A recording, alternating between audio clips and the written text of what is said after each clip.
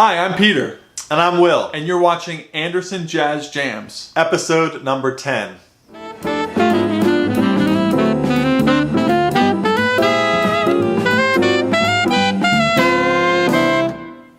We want to thank our Patreons for supporting this channel for as little as $1 a month, and you can find the link below. This week we're going to play a song composed by Duke Ellington and Juan Tizol. It's called Caravan.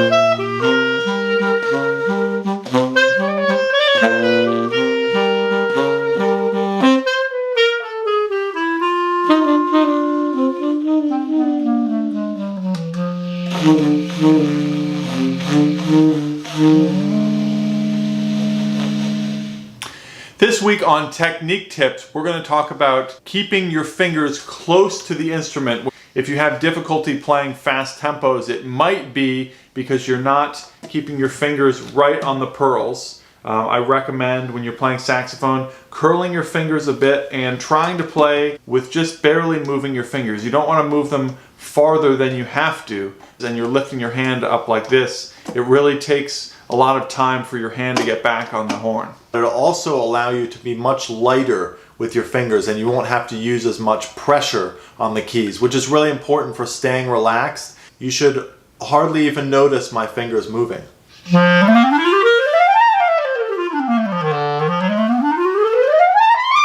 I'm putting very little pressure on the keys, and I'm also keeping my fingers very close. When you practice, you always have to be consciously thinking about it, because if you forget about it and start slamming your fingers and taking them far away, it's really going to detract from your playing. This week on Improve Your Improv, we're going to talk about transcribing. So when we say transcribe, what we really mean is copy the recording or the player that's playing on the recording. We want to emulate not only the notes that they're playing, but all the inflections and the dynamics and the extended techniques like growling or bending. Transcribing solos by these jazz masters like Charlie Parker and Lester Young and Louis Armstrong is really the best way to learn. So I'm going to play a bit of a Lester Young solo just to show you a solo that I've transcribed.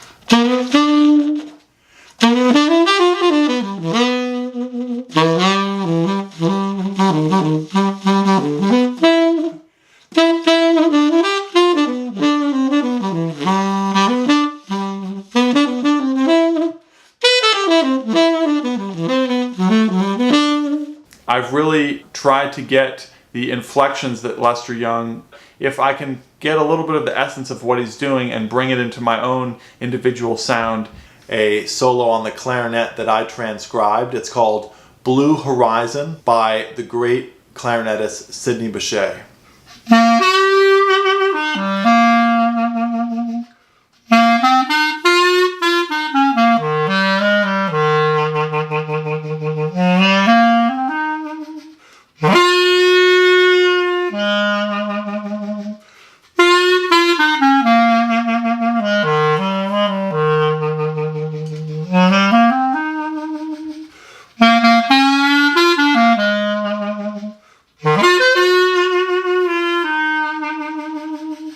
Before I even play it on my instrument, I get the sound of his vibrato and the inflection deep into my brain so that when I pick up the clarinet, I already have it. Transcribing, as my brother and I know, takes a lot of tedious pausing and playing of the recording to make sure that we get all the notes and all the articulation and all that exactly right. So it's something really valuable. This week on Jazz Hangouts, we want to talk about a new jazz club in New York City called Mezzrow. And Mezzrow is the sister club to Small's Jazz Club. It's a little bit smaller than most jazz clubs. It's kind of a long, narrow club. The great thing about Mezzrow is it's similar to a jazz club called Bradley's, which was famous back in the day, which didn't really have drums. So most of what they have there is piano duets or, say, a trio of guitar, bass, and piano. So the music is a little bit softer, and I think it attracts a different audience for jazz. It's in the heart of Greenwich Village, and it's run again by Small's owner, Spike Wilner. We're going to be playing there together on July 18th. And there was a recent poll in All About Jazz magazine that listed Small's Jazz Club as the second best jazz club in the world. Personally, I think Mezzrow is just as great. Okay, now we're going to go on to our Patreon page and record our Patreon Plus videos. And if you donate as little as $1 a month, you can unlock all these videos over the past weeks. So we'll be back in a minute. Now we're going to talk about things you don't learn in music school. We're going to talk about ending a song. A lot of time you hear a player who's great. They play a really nice solo, they play the melody right, they know all their harmony, they're confident on stage, but then when it comes to the ending of the song, it can be a little shaky and sometimes it can lead to a train wreck.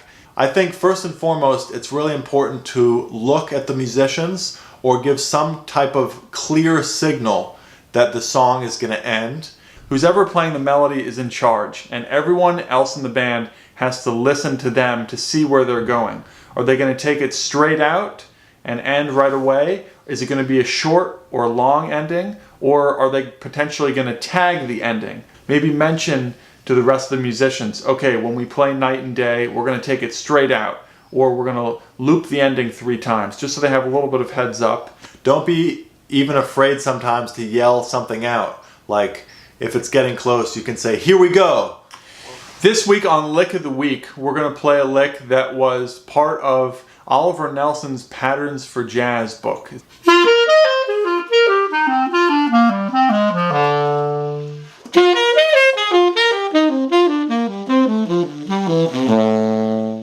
It's based on a series of notes that goes up in fourths, and then when you go down in a series of thirds, and then that segment is based in fourths. So Oliver Nelson did a lot with experimenting with moving up and down in fourths because it sounds kind of atonal. It doesn't sound like a particular 2-5-1 lick per se, but this particular phrase can be used over a 2-5-1. So we're starting on a concert F or RG, and you can use it over a G minor 7, C7. This week on Cats You Should Know, we're going to tell you about a great Italian pianist that lives here in New York named Rossano Sportiello. And he's just an incredible player.